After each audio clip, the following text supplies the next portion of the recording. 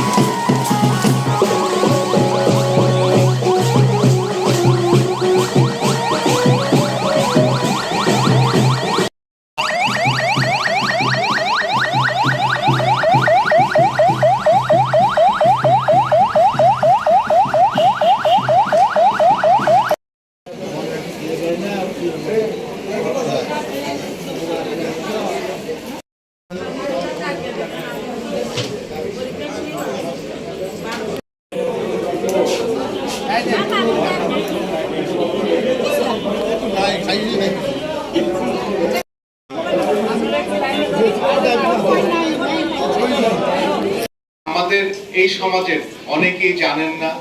তিনি আসলে ডায়াবেটিক্সে আক্রান্ত। এক্ষেত্রে আজকের যে প্রতিপাদ্য দিবস কর্মস্থলে ডায়াবেটিক সচেতনতা গড়ে তুলি, এই উপলক্ষে যে আয়োজন, এই আয়োজনের সফলতা কামনা করছি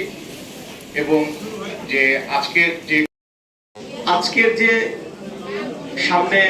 যারা উপবিষ্ট আছেন তাদের স্বতঃস্ফূর্ত প্রশ্নগুলোই বলে দিচ্ছিল যে মানুষ যারা